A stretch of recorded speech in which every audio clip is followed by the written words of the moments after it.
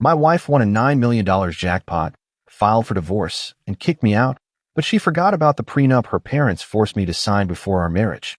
I, 35 am, come from a simple background. My parents live in a quiet suburb, and I grew up in a small 3-bedroom house that always smelled like fresh laundry and home-cooked meals. After high school, I took a series of odd jobs, bartending, helping at my uncle's hardware store, eventually managing a local sporting goods shop. It wasn't glamorous, but it was honest. My wife, on the other hand, came from a world I'd never experienced. Her parents owned multiple properties, drove fancy cars, and hosted large, ostentatious parties a few times a year. Let's call them my father-in-law, FIL, and mother-in-law, Mael. My FIL was a tall, imposing figure, socially and physically, exuding a quiet dominance in any room. He'd make casual remarks that were more like veiled threats or manipulations. My MIL was similarly skilled at subtle disapproval. Just one raised eyebrow could make people shrink. They were never overtly cruel in front of me, but I felt their disapproval lurking beneath polite conversation. After my wife and I got engaged, I realized how much her parents feared outsiders, nabbing their family assets. They looked at me like an intruder, despite the fact that my wife and I had been dating for years. Before we could set a wedding date, my FIL demanded I sign a prenuptial agreement. I didn't have the finances to fight it legally, and I was too blinded by love. I kept telling myself it was just a symbolic thing to appease her parents. Love was all the guarantee I needed, right? The day I signed remains vivid in my mind. It was a warm afternoon at her parents' massive home. My FIL laid out the document, slid a pen my way. My MIL offered me coffee, almost like it was a normal business transaction. My wife stood off to the side, saying little. That hurt, but I shrugged it off, figuring it wouldn't matter in the long run. The contract basically said that any gifts, inheritances, or trust funds belonging to her family remained her separate property, while any major asset we acquired jointly, like a house or lottery winnings, would be marital property. I found that odd, but I just wanted to marry her. 6 months later, we married by a lake in a picturesque ceremony. My parents were overwhelmed by the extravagance, but supportive. I recall tension on my father's face when he greeted my in-laws. He'd always told me to trust my gut, but I thought love would conquer all doubts. The first couple of years went by without major incident. We live in a condo her parents helped us secure. I paid monthly toward the mortgage, though the down payment had come from her father's gift. Looking back, it was never truly a gift, more like a tool for controlling us. But back then, I assumed this was just how wealthy families operated. Our marriage had the usual money squabbles and occasional blowouts about our parents intruding on our decisions. They'd show up unannounced, bring new furniture or decor, and occasionally reorder our entire living space without warning. My wife would brush off my frustration, labeling it her parents' helpful nature. Then came the day that turned everything upside down. My wife called me, breathless with excitement, saying she'd won a $9 million lottery jackpot from a random ticket she bought at a gas station. At first, I was elated, dreaming of quitting our jobs, traveling the world. But the joy dimmed quickly. She insisted we keep it secret, even from my parents. She became oddly paranoid, talking about claiming the money properly and meeting with lawyers I'd never met. When I asked to join these meetings, she said, "You'd feel out of place," which stung. I had no clue the real bombshell was yet to come. One afternoon, I came home from work, exhausted, to find her there with her aunt rummaging through drawers. She dropped the news as if it was casual. She was filing for divorce. She told me to pack my bags and leave the condo, an arrangement she claimed was under her name. I was floored. Sure, I'd contributed monthly mortgage payments, but apparently she believed her father's initial down payment and her new fortune made me irrelevant. I felt my heart splinter. I called my father, voice shaking, telling him I'd just been kicked out of my own home. It was the ultimate betrayal. But the biggest shock came next. I discovered that my father-in-law had sent his personal attorney to shield her. They wanted me out so they could isolate the lottery winnings from me. Except they'd forgotten the terms of the very prenup they forced on me. Instead of shielding their daughter entirely, it said that any windfall acquired during marriage counted as a joint asset. Suddenly, I realized that if they insisted on divorcing me right after that jackpot, they might not get to keep it all. I decided to handle things carefully. My father urged me to stay calm, get a lawyer outside their social circle, and brace for a nasty fight. And I was determined not to fold. They'd thrown down the gauntlet, pushing me around like an expendable nuisance. If they thought I'd quietly walk away, they had severely underestimated me. I spent a few nights at my parents' place, trying to absorb the shock. My mother was livid, ranting that my in-laws were disrespectful from day one. My father, while equally angry, stayed pragmatic. He contacted an old friend, a family law attorney, and got me an appointment first thing in the morning. Sitting in that attorney's office, I felt a swirl of anger and relief. I told him how the in-laws insisted on the prenup, how my wife just won $9 million, and then blindsided me with divorce. When he looked over the prenup, he actually chuckled. They shot themselves in the foot, he said. They specifically included language that lumps lottery winnings under marital assets. Unless a judge does some wild legal interpretation, you're entitled to a substantial portion. Hearing this was like a lifeline. I've been so worried the prenup would lock me out, but it turned out their fear of me claiming inherited wealth had overshadowed the possibility of a lottery scenario. My lawyer warned it wouldn't be easy. My in-laws were wealthy, well-connected, and likely to deploy an entire legal team. But he believed we had a strong case, especially since I contributed financially to the marriage and been abruptly expelled from our jointly occupied home. I asked about the divorce process. In our state, a contested divorce could easily stretch for months or longer. But if my wife's side realized they were on shaky ground, they might seek a fast settlement. The lawyer predicted they'd try intimidation or underhanded tactics to get me to sign away my rights cheaply. Sure enough, my father-in-law left me a menacing voicemail within days, telling me to back off because I didn't deserve anything from his daughter. He claimed if I tried to pursue the lottery winnings, he'd ensure I ended up with nothing. My lawyer just advised me to document it all. Then my mother-in-law cornered me outside my parent home, offering a pittance if I'd vanish quietly. She presented it as a generous deal, which was so low it wouldn't even cover half the mortgage contributions I'd made. I refused, saying we'd see each other in court. She scoffed, baffled by my defiance, clearly unaccustomed to anyone rejecting her money. With negotiations at a standstill, my lawyer filed motions to secure the lottery funds from being hidden or transferred. That enraged my in-laws, who started spinning tales about me being a gold digger who preyed on their innocent daughter. It stung, but I stood firm. My boss, who owned the sporting goods shop, had my back, brushing off my father-in-law's attempts to meddle in my employment. Friends took sides, some calling me petty, others applauding me for fighting back. The tension was suffocating, but I refused to cave. After a couple of weeks of fruitless negotiation, we got a court date. My wife was nowhere to be found personally. She was practically under her parents' protective wing, ignoring all direct communication with me. She had her lawyers do the talking, claiming I was the leech who'd contributed nothing to the marriage. My lawyer pushed back with financial records, timeshare of bills, and the explicit prenup clause about windfalls. We also highlighted how I'd been violently shut out of the condo.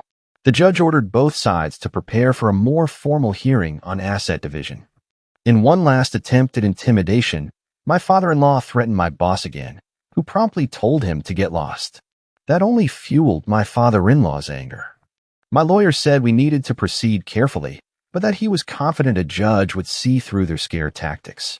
Nothing could have prepared me for the final showdown in court, but at least I knew the law was, ironically, on my side, thanks to the very prenup they'd forced on me. Weeks passed, and the tension around the upcoming hearing reached a fever pitch. My wife still avoided direct contact with me, yet her lawyers bombarded mine with motions. They insisted the lottery win was separate property because she purchased the ticket, ignoring the prenup language that any major windfall during marriage was marital. Meanwhile, my father-in-law tried to smear my reputation among friends and business contacts, peddling the narrative that I was a gold digger who'd married into the family solely for money. During this period, I felt a swirl of frustration and motivation. If they believed they could bully me out of my rights, they were mistaken. I had documents showing how I contributed to our shared life, utility bills, groceries, partial mortgage payments. My attorney and I pored over every detail of the prenup. He pointed out a critical sentence specifying all financial windfalls, including but not limited to lottery or game show winnings, shall be considered marital assets unless expressly designated otherwise. It was like my in-laws had left a back door open without realizing it. A week before the hearing, we had a preliminary status conference. My wife arrived with her parents and a posse of lawyers, 4 attorneys, plus a financial advisor. They looked at me with that same air of superiority, but their expressions faltered when my lawyer calmly produced the prenup text, highlighting the exact clause about lottery proceeds. The judge listened quietly, seemed unimpressed by their attempts to dismiss it, and ordered that all substantial assets remain frozen until the main hearing. That same afternoon, my mother-in-law cornered me outside the courthouse, insisting we should talk like adults. She tried offering a lump sum even lower than before, labeling it generous for someone of my background. I refused again, telling her we'd let the judge decide. She snapped that I was destroying the family, as if I were the one who blindsided her daughter with a divorce. The hypocrisy made my blood boil, but I kept my cool. My lawyer had warned me not to engage in heated exchanges that could be twisted against me later. Behind the scenes, I was worried my in-laws might try to stash the lottery winnings in secret accounts. My lawyer, anticipating that possibility, requested court orders preventing any large transfers. We also arranged to have a forensic accountant ready if we suspected them of hiding funds. My father-in-law's anger flared. He left me a voicemail calling me vile, accusing me of draining the love out of his daughter's life. It was rich, considering they were the ones who threw me out right after hitting the jackpot. As the hearing approached, I prepared meticulously with my attorney. We rehearsed my statement, ensuring I'd appear calm and factual in court. I had copies of the prenup, receipts for the mortgage I'd partially funded, and even text showing my wife acknowledging our joint bills. The lawyer recommended I keep my answers concise, let the evidence speak. If they tried emotional theatrics, we'd counter with clear documentation. On the morning of the hearing, I stood in front of the courthouse, heart pounding. My parents accompanied me for moral support, though they waited outside the courtroom once proceedings began. Stepping in, I saw my wife seated beside her father, both wearing stone-cold expressions. Her mother lingered at the back, arms folded. My father-in-law's lawyers, with their polished suits, looked confident, perhaps believing money and legal muscle could outmatch the facts. The judge, a stern woman in her 50s, wasted no time. She invited each side to present arguments. My wife's lead attorney tried framing me as a minor contributor who'd done little more than occupy the same living space. They argued the lottery purchase was her personal transaction, done with her money. But my lawyer calmly pointed out how the prenup explicitly lumps such windfalls into marital property, and we also had bank records showing she'd used our joint account card that day. When we introduced that evidence, I saw visible tension ripple through my father-in-law's camp. The judge asked if they had any contrary documentation proving it was her personal funds. They fumbled, claiming the card was accidentally used or that it was her father's deposit in the account. But the statements clearly labeled our names, not hers alone. The judge took note, her gaze shifting to them expectantly. Finally, my wife spoke. She claimed she never wanted to hurt me, that her parents pushed for divorce once the jackpot arrived to protect family assets. She stumbled over her words, admitting she felt pressured, but also tried to justify it as everyone would come after us if they knew about the money. My lawyer asked if she'd consulted me before making these decisions. She admitted no. The judge's disapproval became palpable. By midday, it was clear the prenuptial agreement was a double-edged sword for them. The very document they'd enforced to isolate their wealth now threatened to place a massive chunk of lottery winnings in my hands. The judge scheduled a subsequent hearing for final decisions, stating she was inclined to treat the lottery as a major marital asset subject to equitable distribution. Outside, my father-in-law walked past me, muttering, "This is far from over." But his confidence was definitely cracked. In the weeks leading up to the final ruling, their desperation escalated. My father-in-law's lawyers tried everything, filing motions to reconsider the prenup's wording, claiming intent hadn't been to include lottery proceeds. The judge denied these motions, pointing to the plain language. My mother-in-law tried cornering me again, warning me I'd regret it if I broke their family. I told her point blank that they'd started this by kicking me out and blindsiding me with divorce. My wife tried reaching out, leaving emotional voicemails saying she didn't want things to end so bitterly, that if we just come to a private arrangement, we could still salvage some relationship. I'd have considered it if they'd treated me fairly from the start. But after the intimidation, the lies, and the forced eviction, my trust was gone. My lawyer advised me not to engage in these back-channel talks. We had a strong legal position, no reason to settle for crumbs. Finally, the day of the final hearing arrived. The courtroom was packed with attorneys for both sides. My father, mother, and a few friends came to support me, seated quietly in the back. The judge took the bench, reviewed the updated filings, and allowed final statements. My father-in-law's lead lawyer tried one last gamble, painting me as some cunning opportunist who only discovered the prenup's loophole after benefiting from the family's generosity. My lawyer countered with the straightforward facts.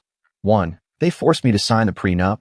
2. It explicitly included lottery or any windfall as shared property. And 3. My father-in-law financed part of our condo, yet I contributed monthly, so it wasn't a purely separate asset either. Moreover, the swift divorce filing right after the jackpot was textbook evidence of their plan to isolate me from the winnings. The judge listened patiently, then delivered her ruling. She declared the lottery winnings clearly fell under marital assets per the prenup's language. She criticized my in-laws for trying to twist the agreement they themselves had drafted. She also found that my wife's immediate eviction of me from the condo was unreasonable, and that I was entitled to reimbursement for my portion of the mortgage and other marital contributions. In short, the judge set forth an order. I'd receive a substantial percentage of the lottery payout, plus reimbursement for my share in the condo. We parted ways with a finalization date set a few weeks later, just to process paperwork. My father-in-law's face was thunderous. My mother-in-law looked outraged, whispering furiously to him. My wife stood there, tears in her eyes, maybe from genuine regret, or maybe from anger at losing so much money. I felt a swirl of vindication and sadness. We once loved each other. But greed, parental influence, and their attempts to exploit me shattered everything. In the aftermath, their lawyers tried to propose a slightly modified settlement, likely hoping I'd accept a smaller sum to avoid further drama. My lawyer recommended we finalize the judge's ruling as is. We had no incentive to reduce it. The only concession I made was giving up all interest in the condo. I never wanted to set foot in that place again. They cut me a check for an impressive sum. Was it half the jackpot? Not exactly, but it was big enough to let me rebuild my life comfortably. Throughout it all, I realized that my in-laws, in their arrogance, believed wealth insulated them from consequences. They didn't expect me to fight back effectively. The prenuptial agreement they insisted on ironically became the very instrument that secured my share of the winnings, poetic justice, if ever there was. My wife, as far as I know, remains under her parents' wing. She's lost face in her social circle for the fiasco that erupted. Some mutual acquaintances told me she's struggling with guilt, but I doubt she'll ever openly admit her family's role in orchestrating this. I used part of the settlement to help my parents upgrade their home as gratitude for standing by me. Another portion I invested.